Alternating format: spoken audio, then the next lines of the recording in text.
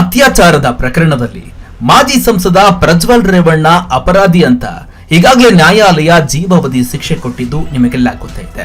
ಆದರೆ ತನಿಖಾ ಹಂತದಲ್ಲಿ ಸಂತ್ರಸ್ತ ಮಹಿಳೆ ದಿಟ್ಟವಾಗಿ ನಿಂತಿದ್ದು ಎಸ್ಐಟಿ ತನಿಖೆ ಪ್ರಾರಂಭದಲ್ಲಿ ಎದುರಿಸಿದ ಸವಾಲುಗಳು, ಪ್ರಜ್ವಲ್ ರೇವಣ್ಣ ಕುಟುಂಬದವರು ಸಾಕ್ಷಿ ನಾಶ ಮಾಡುವುದಕ್ಕೆ ಹೇಗೆಲ್ಲ ಪ್ರಯತ್ನ ಪಟ್ಟಿದ್ರು, ಜೊತೆಗೆ ಪ್ರಜ್ವಲ್ ರೇವಣ್ಣ ಮಾಡಿದ 2000 ವಿಡಿಯೋಗಳಲ್ಲಿ ಎಲ್ಲೂ ಸಹ ಆತನ ಮುಖವನ್ನ ತೋರಿಸಿಯೇ ಇಲ್ಲ.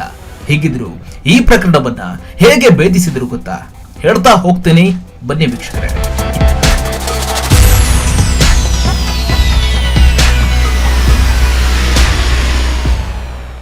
ಈ ಪ್ರಕರಣದ ಸಂಬಂಧಪಟ್ಟಂತೆ ಎಡಿಜಿಪಿ ಬಿಕೆ ಸಿಂಗ್ ಅವರು ವಿವರವಾಗಿ ಬಿಚ್ಚಿಟ್ಟಿದ್ದಾರೆ.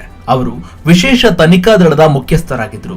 ದೂರುದಾರ ಮಹಿಳೆಯ ಹೇಳಿಕೆಯನ್ನ ದಾಖಲಿಸುವುದಕ್ಕೆ ಜೈವಿಕ ತಂತ್ರಜ್ಞಾನ, ಡಿಜಿಟಲ್, ಮೊಬೈಲ್ ಮತ್ತು ವೈಜ್ಞಾನಿಕ ಪುರಾವೆಗಳನ್ನ ಸಂಗ್ರಹಿಸಲಾಗಿತ್ತು. ಬಳಿಕ ನಮಗೆ ಸಿಕ್ಕ ಸಾಕ್ಷಿಗಳು, ಪುರಾವೆಗಳು, ತಜ್ಞರ ವರದಿಯನ್ನ ಆರೋಪ ಪಟ್ಟಿಯಲ್ಲಿ ಸೇರಿಸಲಾಗಿತ್ತು. ಅತ್ಯಾಚಾರದ ವಿಡಿಯೋಗಳನ್ನು ಇಟ್ಕೊಂಡು ಪ್ರಜ್ವಲ್ ಸಂತ್ರಸ್ತ ಮಹಿಳೆಯನ್ನ ಬೆದರಿಸುತ್ತಾ ಇದ್ದ. ವಿಡಿಯೋ ಮೂಲಕ ಅವರನ್ನ ಬೆದರಿಕೆ ಹಾಕಿ ಮೌನವಾಗಿರುವಂತೆ ಮಾಡ್ತಾ ಇದ್ದ.